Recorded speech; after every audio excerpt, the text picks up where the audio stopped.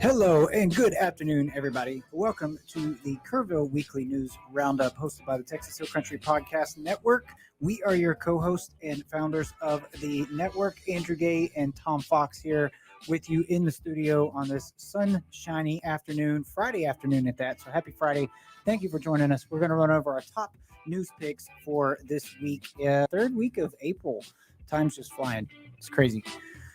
Let's jump right to it. Tom, you want to kick us off there, sir? Sure. I have a couple of stories, Andrew. The first is that the Kerrville Economic Improvement Corporation is taking applications for membership. This is the city organization that deals with quality of life projects here in Kerrville. They look at financing, construction, if any, maintenance, operations oversight, and really oversee the projects that bring the great hill country lifestyle to Kerrville, and that even people like me who live in prestigious West Kerr County get to take advantage of. I know. Do you live in Kerrville proper?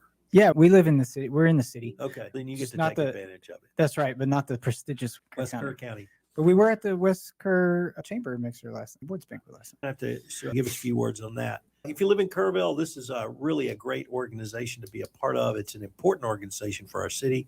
One of the things that I love about this area is it's as good an example of participatory democracy as I've ever seen.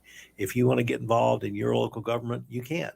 And I know you're going to talk about upcoming elections, and we've had people that said, I think I got something to give to be on city council, or I can serve. You can serve on city council, you can serve on a committee, you can serve on the Kerrville Economic Development Corporation or Improvement Corporation. The second story is the Museum of Western Art celebrates 40 years today.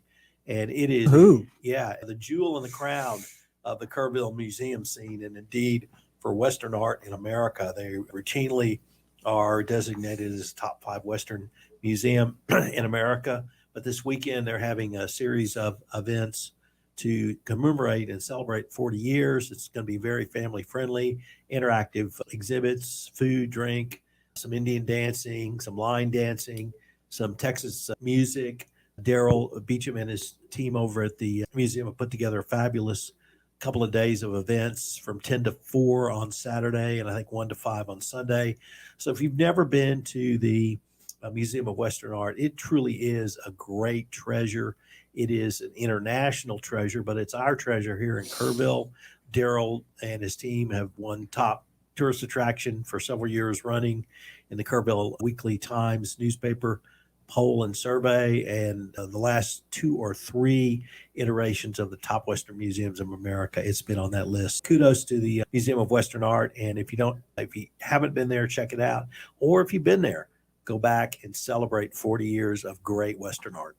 And they have an exhibit that's starting this weekend, right? That's the theme is 40 years. And I'm excited about that. I know I'm taking my family. We're going to make some time, I think, in the next couple of weeks, because it lasts at least, I think it's a couple months long, if I'm not mistaken. I believe till July. Yeah, we're excited about that. I'm excited to go see, because it's not just one theme as some of the exhibits that I've seen in the past. It's their 40 years. So I know Daryl has picked out some artists in particular that have not maybe had art that's shown up there before. So I'm really excited about that. Thank you, Tom. And for myself, I just have a couple of quick mentions. The early voting begins this coming Monday for the city and school elections here. So the KISD school board and the city council elections. And we've talked about that on here before. There's plenty happening there. We got 2 candidates up for city council and 1, I believe, for the school boards. And speaking of that, this past week, we had a candidate forum that was held at Schreiner University, and it gave a platform and a place for these candidates to come and state their case, speak their mind. They actually answered some questions at random. And we had a friend that does a community show here, Louis Amestoy with Kerr County Lead, that actually streamed that live. It was great. You can find it on Facebook if you want to rewatch that. I know that evening when I got home, I actually watched the whole thing. So I really enjoyed that. I thought that was worth mentioning. And then the weather. I didn't want to get away without the weather. I don't know. Did you get rain last night?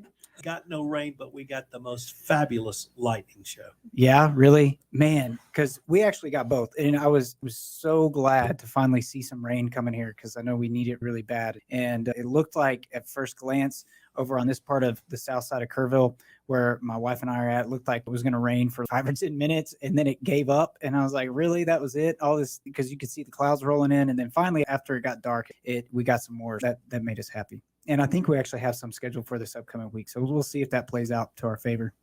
And I wanted to mention a couple of other things real quick. I saw an article because I read the Wall Street Journal, and there was an article about Chip Roy gaining some national attention there in the Wall Street Journal, mainly around his stance and the discussion he's been having with his constituents about the debt ceiling. If you're out there and you follow that kind of stuff at the political level, because he's a local guy here, his office is right here, just down the street from us here, and he's got some pretty stern stances about the debt ceiling and how to handle some of that. So wanted to mention that. And then last but not least, a couple things.